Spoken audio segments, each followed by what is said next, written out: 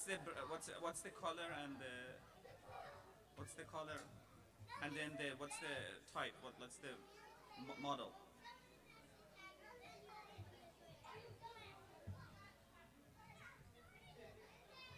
Then because people may not, but if you know the model of the car, it would be easier. Like, is it a sedan?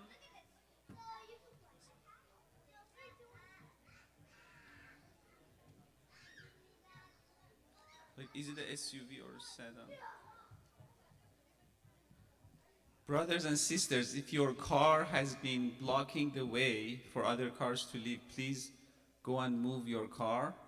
اگر ماشینتون توی پارکینگ جلوی ماشین دیگه پارک هست که بلاک کرده، لطفاً برید. الان یه ماشین تویوتا هست که بلاک کرده. من دارم سعی می‌کنم بفهمم که دقیقاً چه نوع تویوتاییه. اگر ماشینتون بلاک کرده، لطفاً برید ماشین رو جابجا کنید. If you have like the parking lot, if your car is blocking another car, please go and move your car. Oh, it's a RAV4 that is blocking somebody's. Please, can you, if it's yours, please go move your car. Inshallah, a Toyota RAV4 is blocking the way. Please go and open the way. Thanks.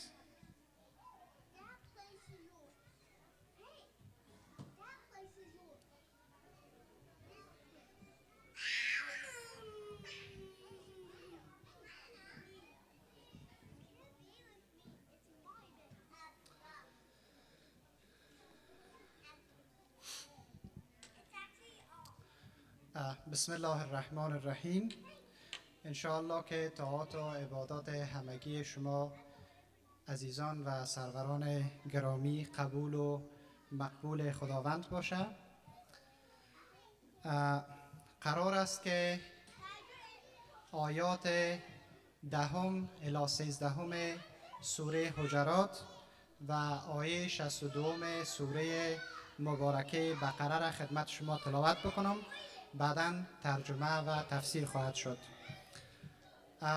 بر محمد و اهل بیت محمد بلند صلوات بفرستین لطفاً.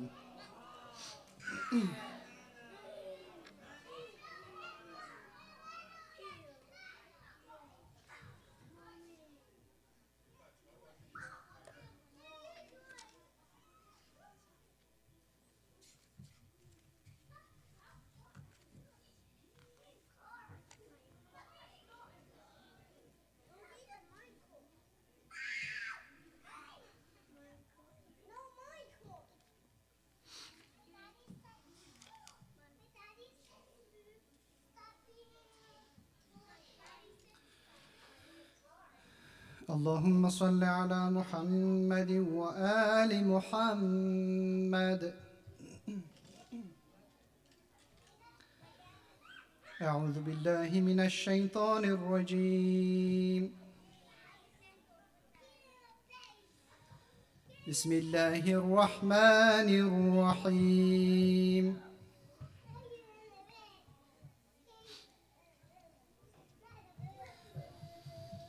إنما المؤمنون إخوة فأصلحوا بين أخويكم.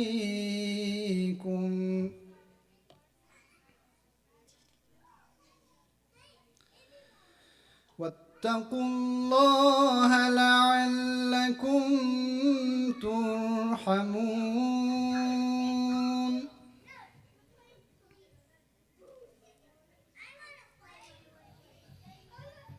يا أيها الذين آمنوا لا يسخر قوم من قوم عسى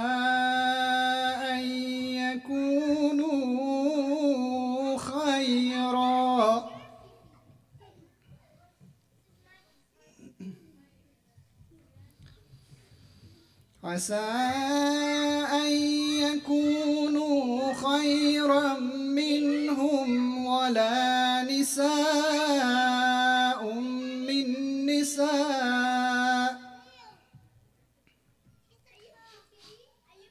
ولا نساء من نساء عسى أن يكون خيرا منهن ولا تلمزوا أنفسكم ولا تنابزوا بالألقاب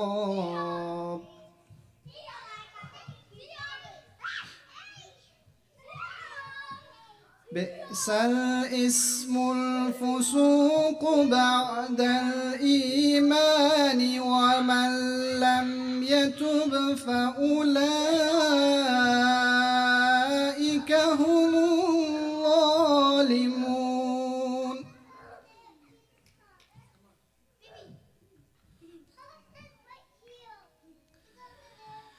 يا أيها الذين آمنوا اجتنبوا كثيرا من الظن إن بعض الظن إثم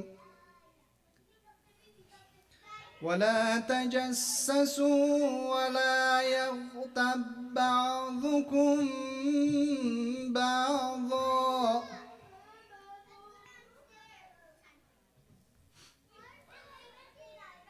أيحب أحدكم أن يأكل لحم أخيه ميتا فكرهتموه واتقوا الله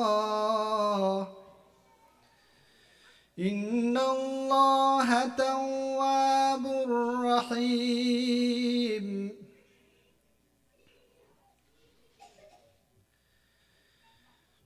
يا أيها الناس إنا خلقناكم من ذكر وأنثى وجعلناكم شعوبا وقبائل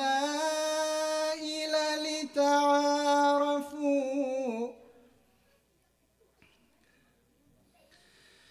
إن أكرمكم عند الله أتقاكم إن الله عليم خبير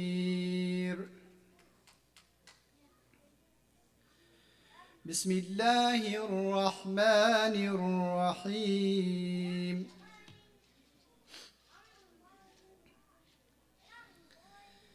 إن الذين آمنوا والذين هادوا والنصارى والصابئين من آمن بالله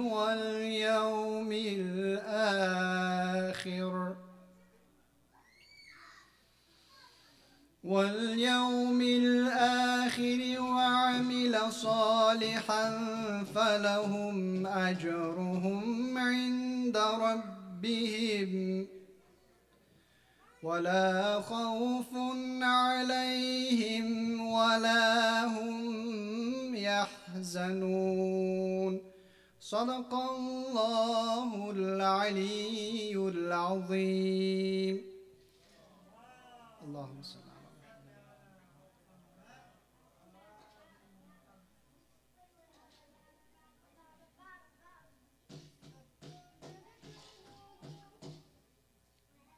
Apologize. Before we recite the translation of these verses, I want to just quickly announce that there are a good number of cars that need to be moved in the parking lot. They're all blocking the ways. I'm gonna try to name them. It's a black Mercedes. It's a black RAV4. It's a blue Prius. It's a white CRV. It's a black 4Runner. It's a Lexus. I don't know what's color. It's dark. It's a blue Toyota something. It's a grayish Toyota Corolla. So if any of you have any of these cars, please go and move the car. So if there is no room to park your car in this, oh, by the way, there is also another Honda CRV, a Maryland tag, grayish again. So if you have any of these cars, there is room parking across the street. There's a parking lot. You can go and park over there across the street. It's funny that no one is standing up, means that these cars belong to no one here. Maybe all of them are downstairs.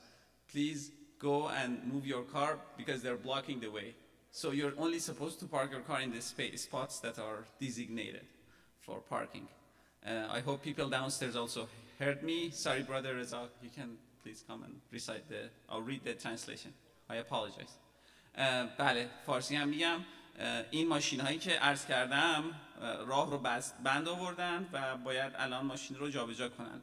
یه هوندا، ببخشید، یک رفور سیاه هست، یک رفور بیج حالا یا توسی، تویوتا لکسوس، ببخشید لکسوس هست، تویوتا کورولا هست، یه تویوتا آبی رنگ سدان هست، یه دونه فورانر سیاه هست، بله، و یه دونه CRV سفید، یه پیوس آبی. It's good number of cars, please. بله، ممنون از متشکر. لطفاً اگر نمیتونید ماشینتون پارک کنید برید، یعنی توی پارکینگ جا نیست، لطفاً برید across the street، اون ور خیابون یه پارکینگ لات هست و اونجا میتونید پارک کنید. آره، اون ور خیابون، ببخشید من اورینتیشن، اون ور خیابون یه پارکینگ لات هست. You can park across the street if there is no room. I apologize, please come. Recite صلوات علی محمد و آل محمد.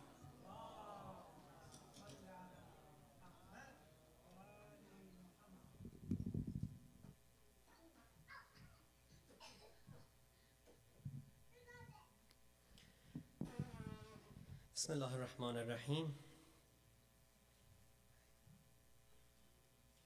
The faithful are indeed brothers. Therefore, make peace between your brothers and be wary of Allah, so that you may receive His mercy. O you who have faith, let not any people ridicule another people.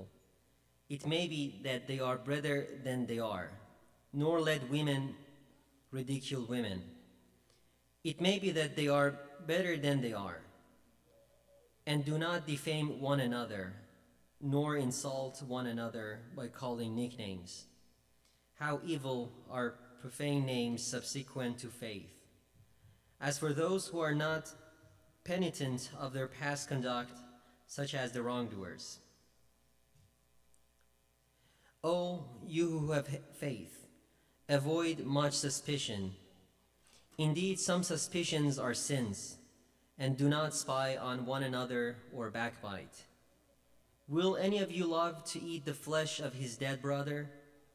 You would hate it. Be wary of Allah.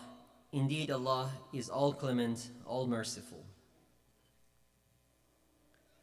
O mankind, indeed, we created you from a male and a female, and made you nations and tribes, that you may identify yourselves with one another.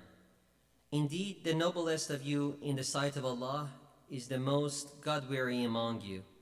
Indeed, Allah is all-knowing, all-aware.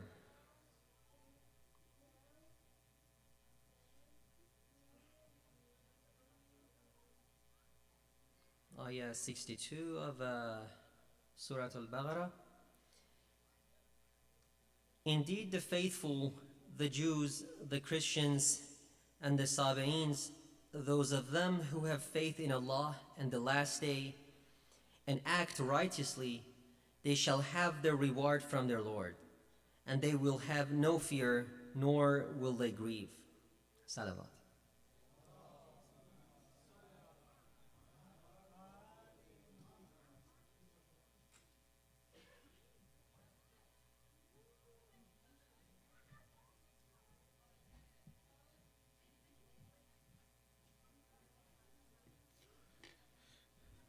Assalamu alaikum, everyone, again. Brothers, sisters, friends, and guests. Thank you all for coming to this event. Now, for the last part of the event, we will be having one of our fellow brothers here engage in a bit of discussion. He will definitely go into more details about how it will be conducted, but I'll just give a brief introduction of him. So Dr. Hashem Morvarid currently holds the position of Miller Postdoctoral Fellow within the Department of Philosophy at Johns Hopkins University. Prior to his appointment at Johns Hopkins, he served as an assistant professor at Shahid Beheshti University in Tehran, Iran. His academic credentials include earning a PhD in analytical philosophy from the Institutes of Research in Fundamental Sciences, IPM, in Tehran, alongside a second PhD from University of Illinois at Chicago. Furthermore, he has received a traditional education in Islamic studies at the Seminary of Qom in Iran.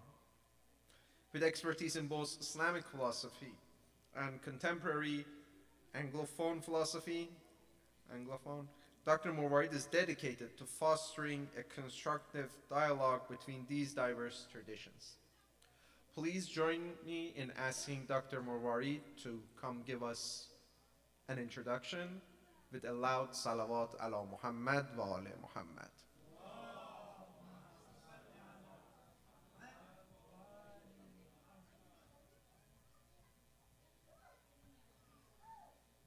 Bismillah ar-Rahman ar-Rahim. Assalamu alaikum, dear brothers and sisters. May God accept your fasting, prayers, worshiping in this holy month of Ramadan. I promise you, I'm not going to give a lecture. It's going to be just a dialogue, and we are already behind the time. So before I start, may I ask how many non-Muslim guests we have in the room? Is there any non-Muslim guests? Okay. I see some hands. Very welcome. We are very happy that you are here. Thank you for coming. I'm gonna talk only for a couple of minutes to, begin the discussion, begin the dialogue. Then I'll pass the microphone to any mostly non-Muslim guests who wanna talk about their religions or who might have a question about Islam, and then our Muslim brothers and sisters who want to share their thoughts and ideas. First, I want to explain a little bit about the activities that you observed, and a little bit about Ramadan. So the month of Ramadan is a month in the Islamic calendar, and it's considered a sacred month, and every Muslim has to fast in this month. And the fasting is, is as follows. You stop eating and drinking short time before sunrise, and the whole day you keep from drinking or eating anything, and then you break your fast a short time after sunset. The philosophy behind fasting, at least one of the philosophies, is that you close your stomach to the material food in order to open up your heart to the spiritual food.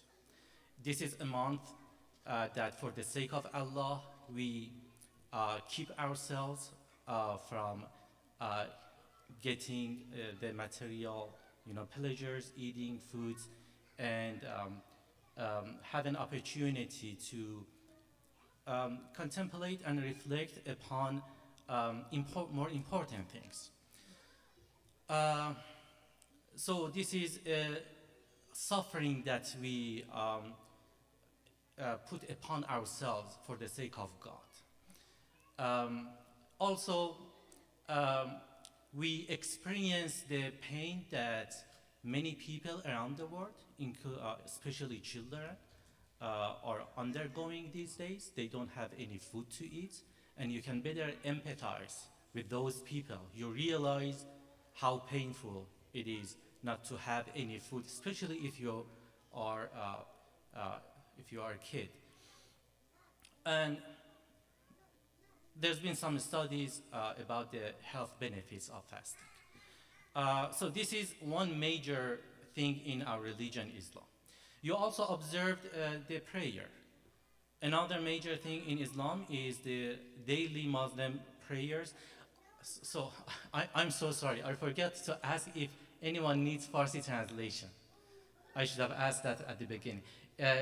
ببخشید من باید اول میپرسیدم کسی هست که ترجمه فارسی لازم داشته باشه؟ ترجمه فارسی هر کی نیاز داره دستشو بلند کنه. ببخشید من این باید اول میگفتم. ترجمه فارسی. There is a gentleman. یکی از دوستان سمت آقایون نیاز دارن.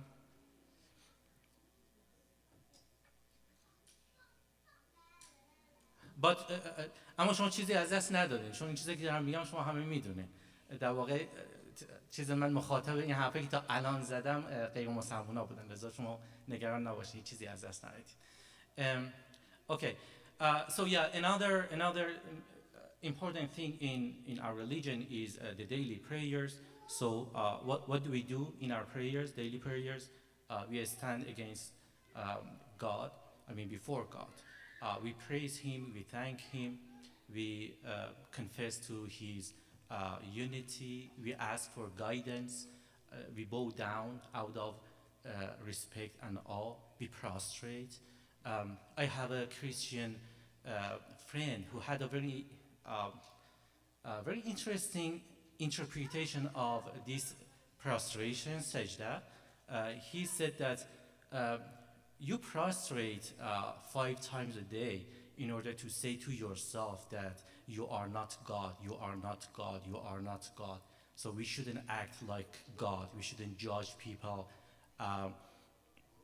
from a godly, stance, and we are all equal. So this is another important thing in our Islam. So these were a couple of activities that you saw today. And so the second part of my short talk is about maybe the most basic and universal messages that Islam has for everyone. So I've been thinking about this for today. Today and maybe yesterday. What is the most basic and universal message of Islam that anyone, even atheist, could hear and benefit from? Here are 2 messages that I found. First, Islam invites us to turn away from the materialist lifestyle. So what is a materialist lifestyle? It is based on the view that all exists is matter and material things, nothing beyond that.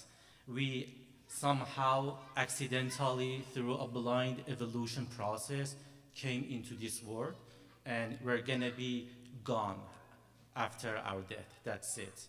And so we should pursue material efforts as much as we can. What Islam says is that this is not all about human being. And there is another reality or realm beyond this material world, and there is a purpose for our existence. One of the major themes that you find in the Quran, especially the first verses, the first parts that were revealed to the Prophet and he conveyed it to Muslims, was all about the afterlife. That we're going to be held responsible for our deeds. It's not that you just try to gain as much material pleasure as you can and then it's done. So I think that's one most basic message of Islam for everyone. And the second one, so that's at the personal level, that's at the individual level. But at the social level, maybe one of the most basic messages of Islam is that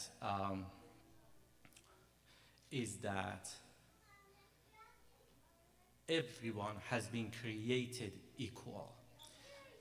And the ranking among people is not based on the color of their skin, upon their wealth, upon their social, you know, rankings and positions. Um, the last verse that our brothers recited stated that we have created you into different colors and people and nations, not for some of you to, I mean, be superior to others, to dominate over others, not as a not to establish such superiority relations, but for all of you to thrive in this diversity. So the diversity had a different reason. Uh, and I think that's one of the most basic messages of Islam at the social level. And the end of the very ayah I referred to says that the ranking is based on piety. The nobler of you is the more pious of you. And what is piety? Well, that's a very distinctive, deep concept in Islam that we can talk about, but we can translate it at the practical level as good deeds, right? The most pious are those who does uh, uh, the the more good deeds. Okay, so that's what I wanted to say about certain rituals, Islamic, I mean, rituals and duties that we have, and also about the some universal messages of Islam. Now, I want to invite our non-Muslim guests, if they want to talk about their religion, the message of their religion for everyone, for us, or if they have any question about Islam. Please raise your hand. You can either come here or we can get them the microphone. Okay, yeah, so maybe it's better to come ahead. And then after that, Muslim brothers and sisters, if they want to share their thoughts, they want to add something, they want to ask any question, we can do that.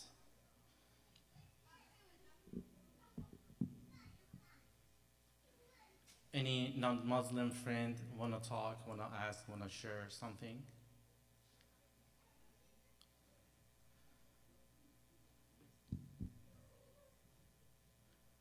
Okay. Okay.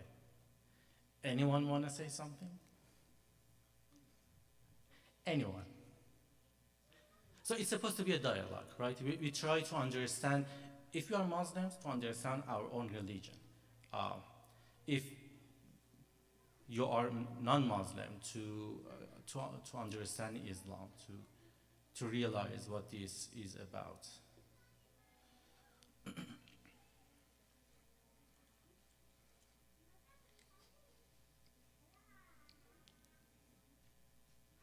Do you disagree with what I said? Are you up for a fight? What did you say about? So, yeah, what is the most basic message of Islam? What does Islam teach? I mean, most of us were born and grown up in Islamic environment, so we might not have the opportunity to, take a step back and think about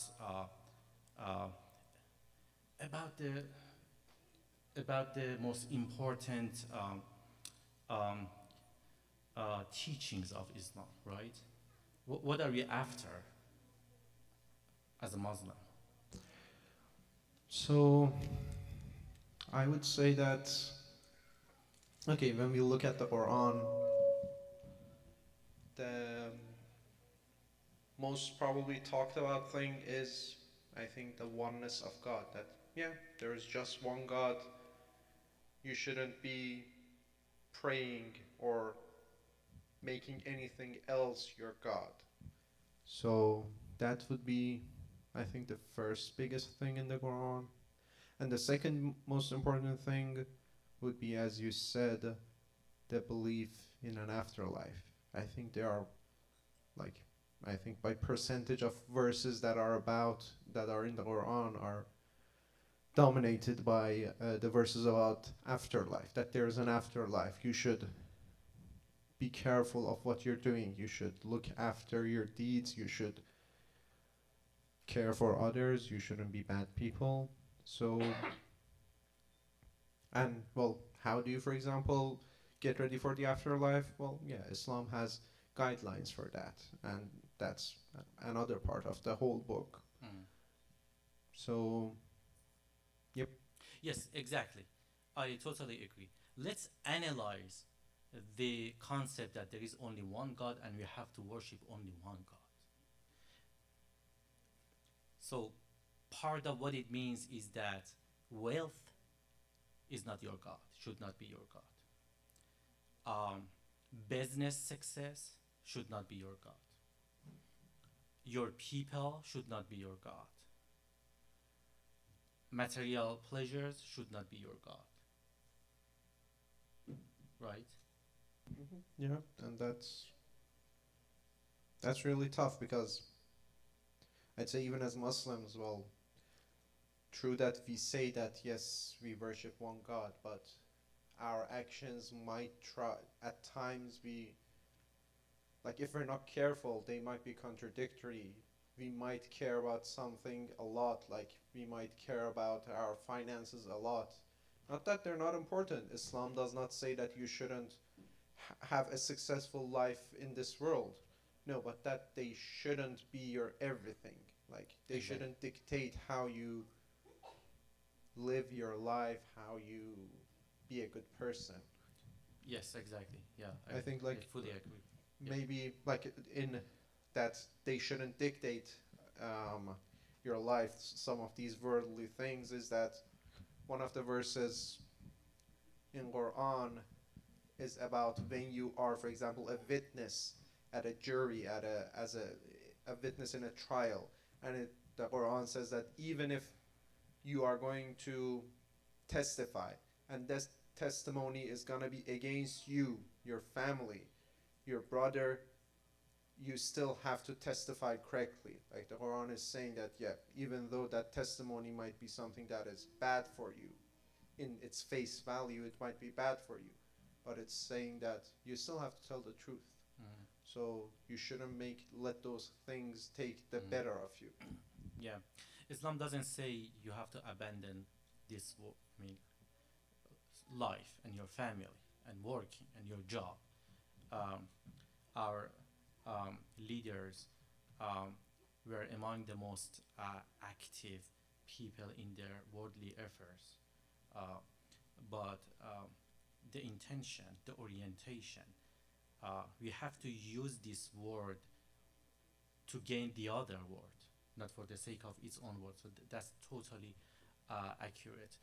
Um, so following up on your other point, I just want to say two things. So you know that we have two kinds of shirk, right? What is shirk in English? Polytheism. Associating someone with God. There are two types of this attitude, this shirk, which is the biggest sin in Islam.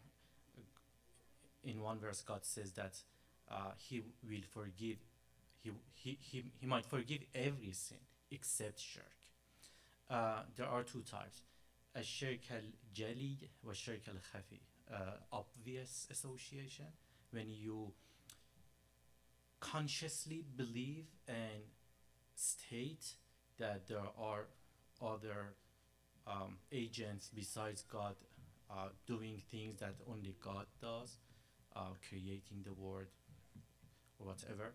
And there is a subtle association, and that's when within your heart, deep in your heart, you don't only worship God, you worship wealth, you worship other thing other than God. And how can you know whether you have this subtle shirk, this is the test. See if you are ready to sacrifice everything for God.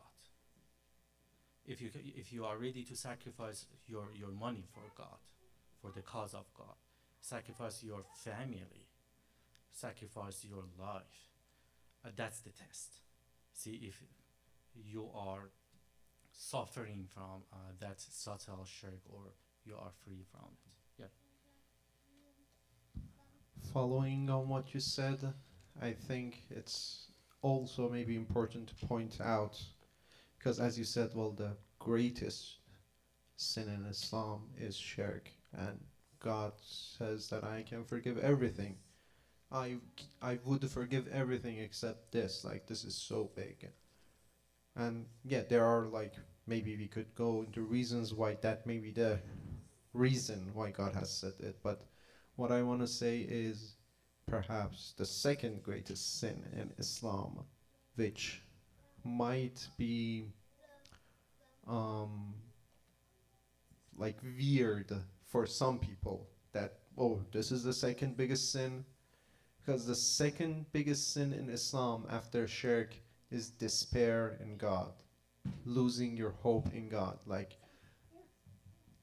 losing your hope in God, that, well, for example, I'm in such a situation that God can help me. Like, oh, this situation is so bad that nothing, God can't fix this. Or I'm so lost, I'm, like, for example, I've sinned so much that no one can save me. Even if I try to get better, no, I won't be saved. I'm going to I'm gonna be like, in the afterlife, I'm gonna go to hell, for example. Like, despair is the second biggest sin in Islam. Do you Yeah. have anything Yeah. to say on that? Yeah. Um, I might link that to shirk. I might say that that's associating your sins with God. You're saying, I have sinned so much that God cannot forgive me or will not forgive. You are still putting something, something besides God. Maybe that falls under shirk. Maybe not.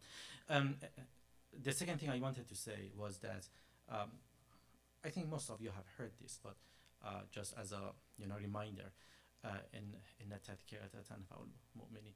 Um, um, there is a hadith that when um, someone who has subtle shirk in in their prayer says إياك نعبد, uh, um, so the angels, if I remember correctly, the angels write down one reward and one mistake. The reward is, doing your prayer, but the mistake, the error, maybe the sin is to lie. You're lying. Yeah, so maybe firstly, like, just for context, إياك نعبد is a verse, a part of a verse that we say in every prayer. And yeah, for a meaning, do you want to go ahead with the meaning? Yeah. It means that we worship only you. Only you we worship, and there is an emphasis on this exclusivity. Grammarly speaking, if you um, bring the object iyaka, you, the object of the verb you, before ahead of the verb, then you are making it exclusive. Only you. There is an emphasis on the exclusivity. Yeah. So this was supposed to be a session for non-Muslims, but Yeah, and it was also supposed to be a discussion, but it seems like it's just a discussion between me and Dr. Morvarid. Anybody else want to join in? Mr. Jawad Ali, do you have anything to say? Uh, Do you want to come here and take my okay, I switch hear this? that Sister Nasreen has a question. No? Where is Mr. Faribors? Oh, I don't know. Okay. I don't know. What do you think we can talk about? Okay, Brother Ali Reza, finally. Thank you. Here. So I just wanted to, in line with what you said earlier, there's this narration from Amir al-Mu'minin, Imam Ali, who says that, I mean, I'm paraphrasing, you should live your life in a way that is as if you're gonna die tomorrow, and at the same time, you should live your life as if you're gonna live forever. Yeah. Meaning that it's like looking at both Yeah. sides of Yeah. your life at the same time. Yeah. You should be living your life in a way that you're ready to, like, if tomorrow I die, no one is having any rights I don't over me that I have not fulfilled, or I haven't done anything to someone that I need to ask for forgiveness. So that's the way on one end. I'm always ready to die, meaning that I'm always trying to do my best, that if God Almighty takes me today, I am not going to be in a bad situation in the hereafter. But at the same time, I should live my life in a way that I plan, like as if I will live forever. I plan for future. I organize things in a way that will, inshallah, be successful. I will be successful in the future, which means that as a Muslim, you need to have both styles, or both. You have to look. You have to have an eye on both aspects of your growth. Yeah. Yes.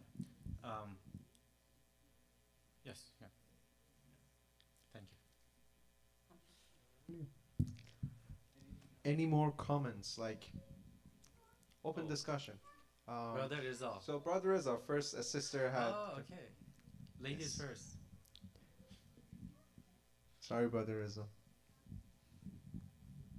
sorry, this won't extend much longer. I think that it's really cool that we have different people of different beliefs in one room. I think that in the last year especially, I've seen a lot of like division in the world with different like religious beliefs, and I think that it's important that we have all different kinds of people in one room. And if you're somebody who's here who's not Muslim, and you get the chance to talk to any of us, maybe tell us what you believe in and what you guys do, and maybe we can come and like see what you do and come to your religious practice, wherever that may be. I think that we need to kind of all, I guess, go see each other and kind of unite as people. So thank you for being here, and I would love to hear more about you if you get the chance to talk to me. My name is Zainab, and I don't know, I'd love to talk to you guys. Yeah. Thank you. Thank you so much, Sister Zainab. Brother Reza, or if you have any comments. No, Not really. I'm waiting to hear Reza's thoughts. So I wanted to talk about pillars of Islam. So as you know, so obviously we have no, I mean, obviously most of the people here in this room are Muslims. So this is something that you already know, that we have 5 pillars in 5 pillars of Islam in most of the branches, if I'm correct. So between Shias and Sunni, we have 5 pillars. So the first one is declaration of faith, right? Which we call Shahada. The second one is obligatory prayer, which is Salah. The third one is compulsory giving, or Zakat. The fourth one is fasting in the month of Ramadan, or Saum. And the fifth one is pilgrimage to Mecca, or Hajj. So I was thinking maybe we can talk about these pillars in a non-trivial way, meaning that we can think about what will happen if we did not have either of these pillars. So let's start with Saum. What would happen if we had all other 4 pillars, meaning that we had Shahadat, we had Hajj, we had prayers, but we didn't have Saum? What do you think it would happen? What would be, I mean, how would we suffer, or what would be lacking if we didn't have Saum? We can talk about other things as well. Maybe it's something that other people can discuss. I started with Saum or Rosé because we're already in Ramadan. So, what would happen to our Iman? You mean what is the distinctive purpose of Psalm or fasting? Right, What right. is yeah? Maybe like more in, I felt like the question is, why is it maybe a pillar of Islam? Maybe. I don't know. So the thing about, okay, these pillars, we say yes, they are the pillars of Islam. Um, but some pillars we know are more important than others. I don't know. Like, I'm open to hear Yeah. anyone. Like, not just us. We're just here. But please join in. So I don't want to talk, be the only speaker, but it reminded what Tahar said. Reminded me of the famous hadith that we have, according to which prayer, the Muslim daily prayer, is The main pillar of the tent of Islam. the tent of. If you imagine Islam as a tent, which stands on one pillar, that's Yes. salat. Without it, the other pillars would not resist, would not, Hold the tent up. Yeah. exactly. And that's maybe the thing, like that it is, to add on, it's that prayers are essentially, the daily prayers are kind of one of the only things, maybe one of the few things that under all circumstances, I mean, there are no circumstances under which you would be allowed not to pray. Like, if you're sick, you have to pray. If you're in the hospital, you have to pray. If you're in a coma, for example, even, like, you technically have to make up for your prayers. They're that important. But a lot of other like religious like ceremonies, like for example, fasting is not like that. For example, if you're sick, okay, you don't have to like fast that day. Like maybe you're gonna have to make up for it later, but it's not as important. Or with fasting, if you're, for example, at an old age that you can no longer fast, then fasting is not required of you. But prayer is not like that. Prayer is something, it's such an integral part of the Islamic lifestyle that there are no circumstances under which you won't be, that you would be allowed not to pray. So, Brother Jafar.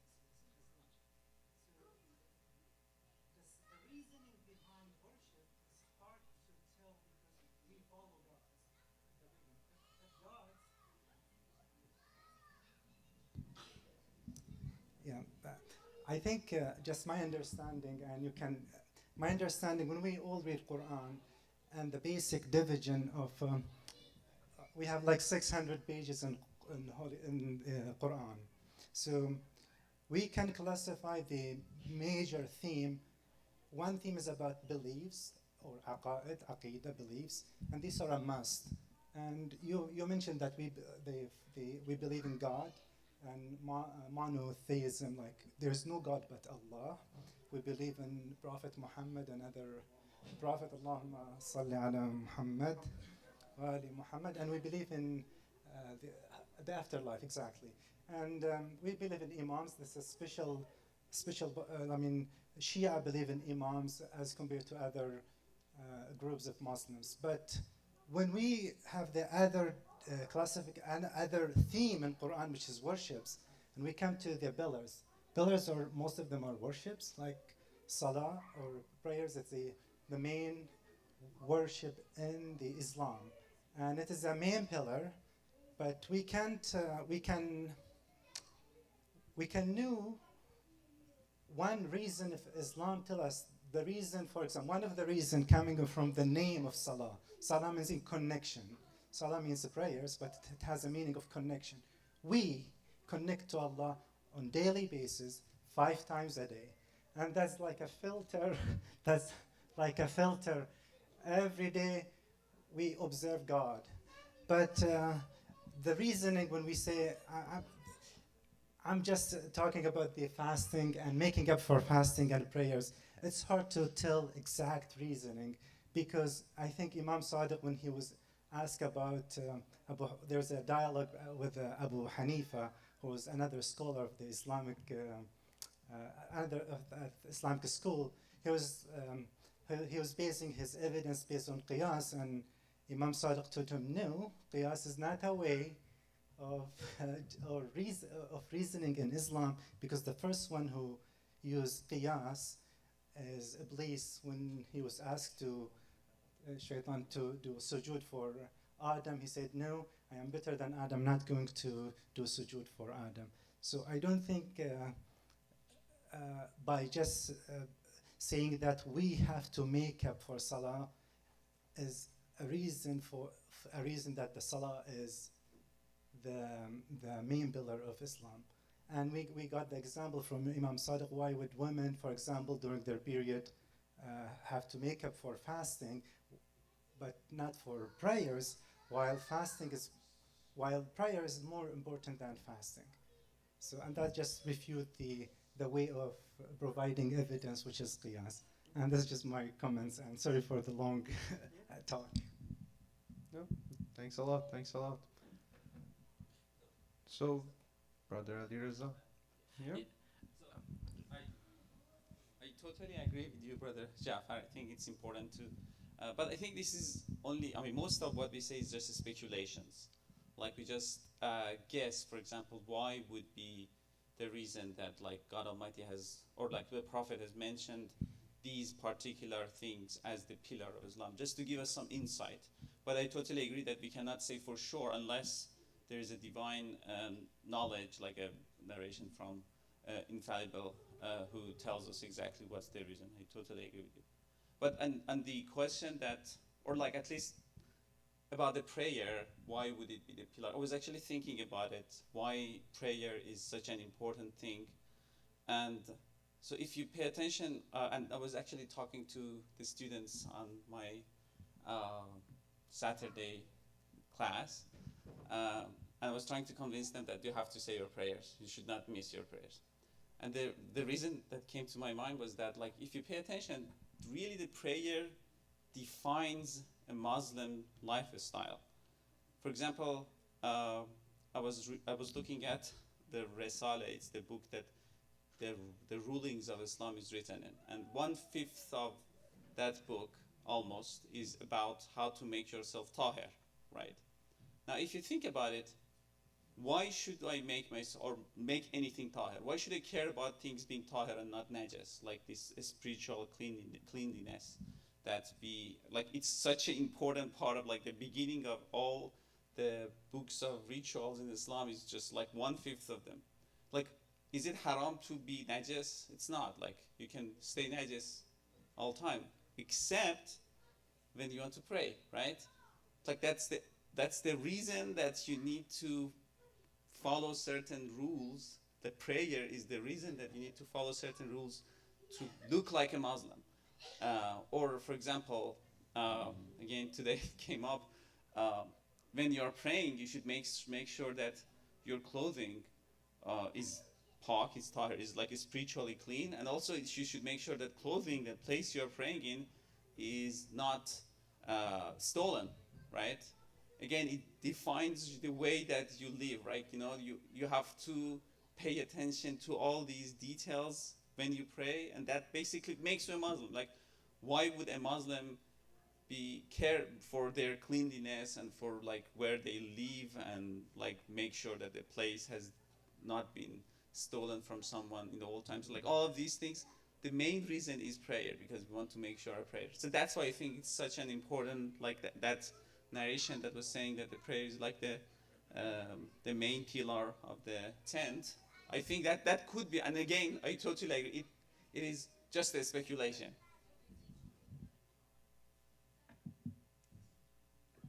Yeah, I'm happy that we have these discussions after iftar, because during the fasting, one of the things you have to avoid is attributing.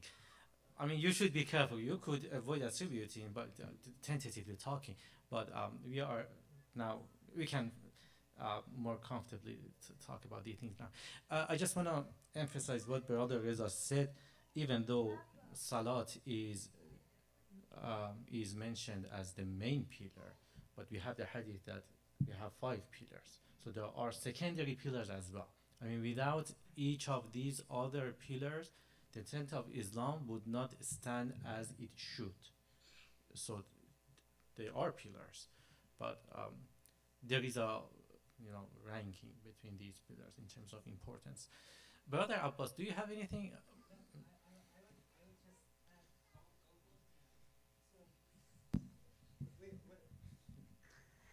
Yeah, my understanding, when we're trying to talk about pillars, we're not here to say one. There is, we know one pillar is probably more important than others, and that we knew it because we were taught in Islam. Salah is more important than others, not because of our speculation. Just we don't pick randomly. Say just I like Salah, then I'll say Salah is better than the others. Someone likes fasting, will say fasting is the main pillar, for example. No. So, and we treat pillars. Islam is like the human body.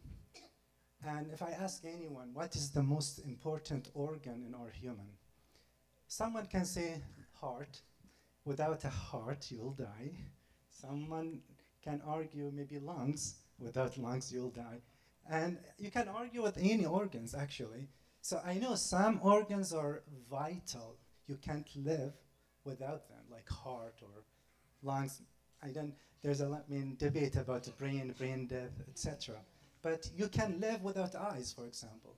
That doesn't mean eyes are not important. They are important, but we can possibly live with them without eyes, without an arm or other organs. So this is my analogy about when I think about pillars in Islam. I consider them like a human body, and one organ is more important than others, but that does not mean the other organs are not important. I would like to live with a strong heart, strong lungs, and I have eyes to see too. Thanks. Yep. Thanks. Good analogy. Dr. Morvarid. My son wanna recite one surah. Okay. From the Quran. Okay, Muhammad Hussein, go on.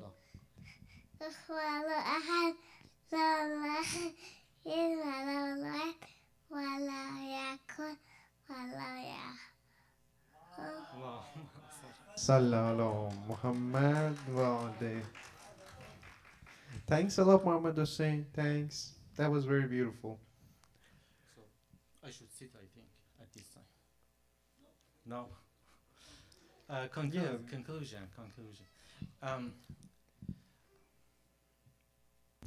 Any lingering questions about the topics that went? Not a new topic? No. Yeah. One conclusion I'd like to make is that I know we were born and raised in Muslim families, Muslim environment. We do these things as a habit, and sometimes we lose sight of their inner meaning and their purpose, right? And so we have to sometimes reflect on what we do, why we do it, whether it's serving the purpose it was made to serve or not. For example, for Salah, does Salah make us humbler, both before God and before other human fellows? Does fasting make us more inclined to donate, to give to charity? And the same for other practices that we do. Without them, I fear personally, this is a personal fear, that I might not be a genuine Muslim. Yeah, getting used to stuff makes it hard. Like, I mean, yes, prayer is so important, but sometimes it's scary if we are doing it just because we're used to pray. We're used that, okay, yeah, 5 times a day I'm gonna pray. We have to know what we're doing. Okay, thank you so much for your attention and participation. Yeah, please recite a salawat ala Muhammad wa ala Muhammad. Allahumma salli ala Muhammad.